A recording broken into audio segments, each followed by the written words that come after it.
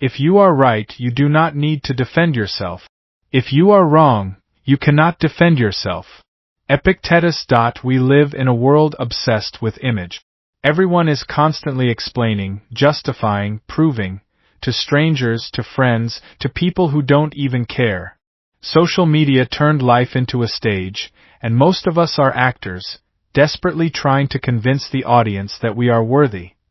But the truth is, the more you try to defend yourself, the more you reveal your insecurity. The Stoics knew this. They understood that truth is self-sustaining. It doesn't need your performance. Today we're going to explore one of the most powerful principles of ancient philosophy, the art of never defending yourself. Not out of arrogance, but out of discipline, self-respect, and the quiet confidence that comes from knowing who you are. The Stoic foundation. In the writings of Marcus Aurelius, you'll find an idea repeated over and over. Waste no more time arguing what a good man should be. Be one. In other words, stop explaining. Start living. Marcus wasn't telling us to ignore criticism. He was telling us to let our actions speak. The Stoics believed that defending yourself too often is a trap. It pulls you into the opinions of others. It forces you to play their game. And slowly you start living for their approval, not your own principles. Modern day parallel. Think about it. In the age of Instagram stories, comment sections, and group chats, every disagreement is public. Someone questions your choice, your belief, your path, and the impulse is instant. Explain yourself. Prove them wrong. Show them you're not who they think you are. But here's the problem. When you react to every challenge, you train yourself to be reactive. You hand over control of your emotions to anyone with an opinion. And you signal to the world, your judgment of me is more important than my own. That's why the Stoics practiced the discipline of indifference to insult. Not because they didn't care about truth, but because they refused to let noise dictate their focus. Story/relatable example. Let me give you an example. A young man once approached Epictetus, frustrated. He said, "They are saying terrible things about me." Lies. Epictetus looked at him calmly and replied, "It is not their words that harm you, it is your opinion of their words."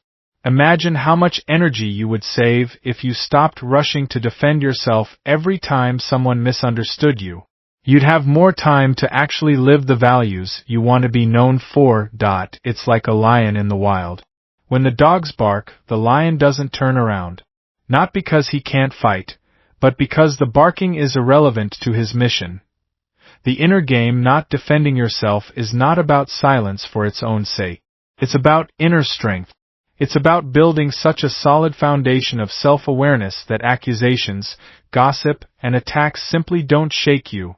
Seneca said, "The man who is brave is free."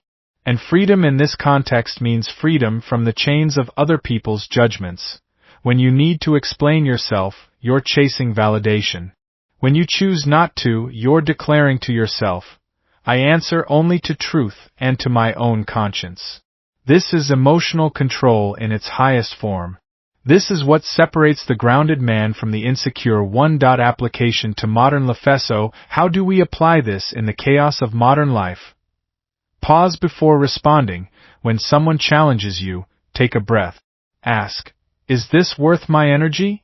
Most of the time, the answer is no. Let actions do the talking. If someone doubts your ability, show them through results, not argument. Results are undeniable. Accept misunderstanding. You will be misjudged. You will be gossiped about. Accept it as the price of living on your own terms. Practice selective silence. Not every battle is worth fighting. Choose the ones that matter for your values, not your ego. Here's the paradox. The less you defend yourself, the more respect you earn. Because people see a man who doesn't flinch, who doesn't scramble for approval, who stands still in the storm. When you can stay calm while others demand you explain yourself, you become dangerous in the best way. Dangerous to manipulation. Dangerous to pettiness. Dangerous to the shallow noise that consumes most lives. So here's my challenge to you. The next time someone attacks your character, criticizes your choices, or demands you justify yourself, pause, breathe, and remember, the truth needs no defense. Live in such a way that your life becomes your argument. Be the man whose actions are too loud for his words to compete with. If you found value in this message, subscribe. Not for me, but so that every week you are reminded of who you could become if you stop chasing approval and start living like a Stoic.